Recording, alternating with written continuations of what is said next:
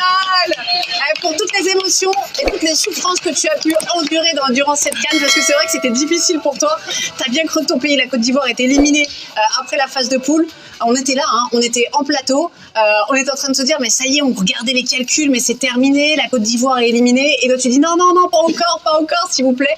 Et c'est le Maroc qui avait permis à la Côte d'Ivoire de se qualifier. Exactement. On sent ton émotion aussi. Hein. Oui, effectivement, Vanessa, on revient de loin. Après, c'était la CAN chez nous, on a mal démarré avec le 4-0. C'était très dur, il y a beaucoup de choses qui ont été dites. Le président de la fédération a pris ses responsabilités, il a changé Jean-Louis Gasset. On lui rend hommage aussi, hein, parce qu'on sait qu'il a fait un travail énorme. Mais comme vous dites, Vanessa, c'est beaucoup d'émotions, on est content. C'est une CAN organisée chez nous et une finale contre le Nigeria, ça va être fantastique. Je dirais que ne serait-ce que pour la compétition, le fait qu'on soit en finale, je pense que c'est une bonne chose. Ouais. Nigeria, Côte d'Ivoire, au final, après tous les rebondissements qu'on a vécu durant cette CAN, c'est une magnifique affiche. Bah oui, je pense que c'est deux équipes qui méritent d'être là. Celles aussi qui étaient avant ont mérité, mais voilà, à un moment donné, le parcours, les surprises s'arrêtent. On a vécu depuis le début des grosses surprises. D'ailleurs, même la Côte d'Ivoire, c'est une surprise parce que Sol, il disait tout à l'heure par rapport à son parcours, de se retrouver là aujourd'hui, de pouvoir disputer dans 3-4 jours une finale. Je crois que quand on voit ce qu'ils ont vécu, c'était pas envisageable, mais voilà, on va avoir une très belle affiche face à une belle équipe du Nigeria qui a aussi su se qualifier ce soir. Benjamin, ancien international camerounais qui a remporté la CAN en 2017. Le Cameroun, c'est le continent. Donc du coup, regardez juste cette image. Pour lui, c'est comme si lui aussi il était en finale d'une certaine façon. Il a fait un petit câlin à la fin de la rencontre à Sol.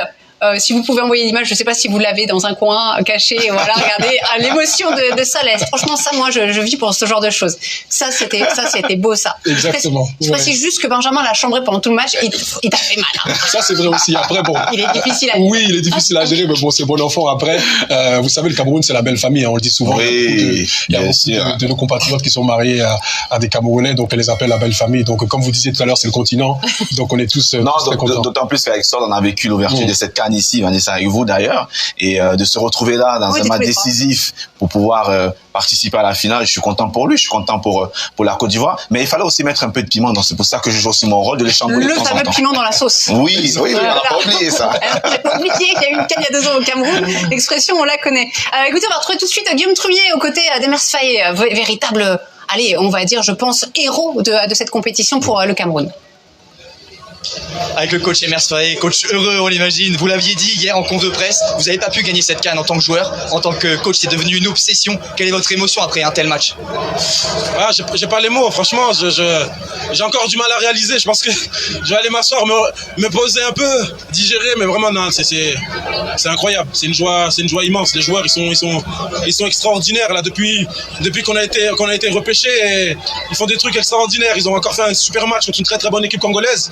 Et on a été chercher une place pour notre finale, la finale de notre CAN, donc on est content.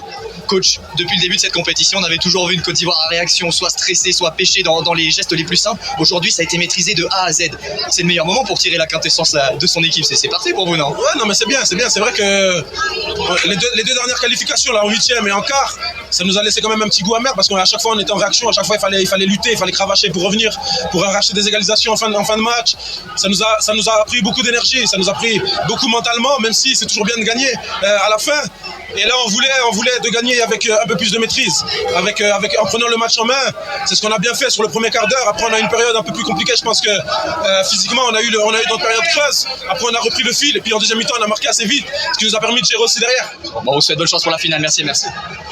Il a raison, c'est vrai. La Côte d'Ivoire, au final, est montée en puissance dans cette compétition. Et aujourd'hui, c'était peut-être son match le plus abouti. Exactement, c'est le match le plus complet. Très bien défensivement. Offensivement aussi, solide au milieu. On sait que c'est notre point.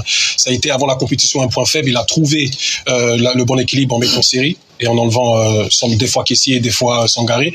Et on doit lui donner franchement tout le crédit qu'il déserve parce que il a fait des choix forts. Tous ses choix ont été payants. Coaching gagnant, exactement. autant au départ avec son 11 que les changements qu'il a fait durant les matchs. Parce que tous les joueurs qu'on marqué avant ce match-là, c'était des remplaçants qui rentraient. Donc vraiment, il a été extraordinaire dans des conditions pas faciles aussi. Il a été jeté dans la gueule du loup, si je peux me permettre, durant la compétition. Donc c'était pas évident et il mérite vraiment beaucoup de crédit pour ça. Je pense qu'au-delà même de ces choix forts qu'il a réussi à faire pendant cette compétition et notamment lors des matchs clés, c'est aussi le fait de pouvoir se faire entendre, de pouvoir se faire respecter, accepter par ses joueurs. Parce qu'on sait que l'état adjoint de Gasset, là, il reprend la position du numéro 1. Souvent, c'est pas évident l'échange entre les joueurs, mais je crois aussi que son passé, quelque part, aussi a joué. D'anciens joueurs et puis peut-être son âge, ça crée une certaine proximité avec les joueurs. On voit beaucoup de renouvellement aujourd'hui dans les staffs avec une jeunesse qui est en train de prendre le pouvoir aussi dans le coaching. Oui, c'est pour ça que c'est important aussi, quelque part, d'avoir des entraîneurs adjoints qui sont jeunes, parce qu'en général, dans une équipe, c'est souvent l'adjoint qui a tendance à aller plus vers les joueurs et à mieux les comprendre. Donc, le fait que son passé aussi, il a été un joueur, il a porté ce maillot, il sait ce que ça représente, il sait ce que c'est gagner une CAN pour la Côte d'Ivoire, les millions d'Ivoiriens qui attendent ça depuis 2015 aujourd'hui, mais il a su transmettre ça aux joueurs et on voit sur le terrain, ça se matérialise par les efforts qu'ils font, offensifs, défensifs, c'est une équipe qui est à réaction. Aujourd'hui, je les ai trouvés plutôt bons dans l'ensemble du match. Et la gestion aussi d'un joueur Haller, c'est incroyable. Au final, on va en parler plus précisément parce que c'est lui qui a inscrit le but de la victoire, Sébastien Haller. Et à l'image de la CAN de la Côte d'Ivoire, il va ouvrir le score sur une dinguerie, un geste absolument incroyable. Je pense qu'il peut essayer 1000 fois, ça rentre qu'une seule fois.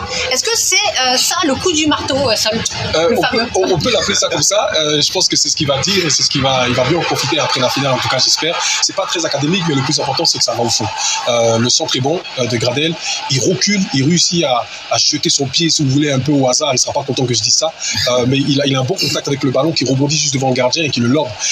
C'est pas, comme je disais, c'est pas très académique, mais le plus important, c'est que ça va au fond. Oui, mais surtout, c'est là où on voit, Vanessa, que cette équipe est portée par quelque chose. Moi, je sais pas ce que c'est, mais ces gestes-là, vous tentez 10 fois, ça rentre même pas une fois, mais là, sur le coup, il réussit à l'air à mettre ça. Mais l'important aussi, c'est d'avoir pu retrouver Haller parce qu'on s'était inquiété lors de cette CAN. On s'est dit. Titulaire pour la première fois ce soir, il avait été décisif en quart de finale avec une passe décisive, mais il avait disputé que des bouts de match, Sébastien Haller.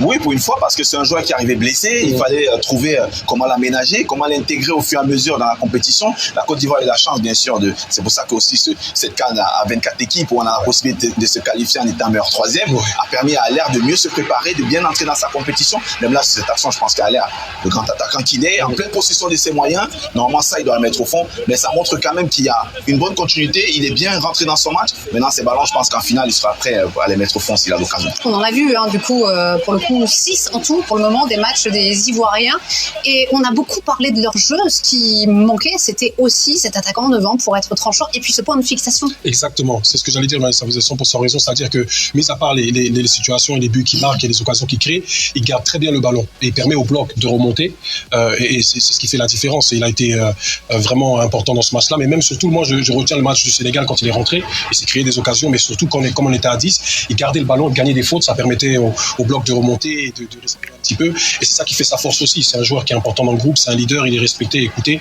donc il va monter en puissance et j'espère qu'il sera autant bon en finale.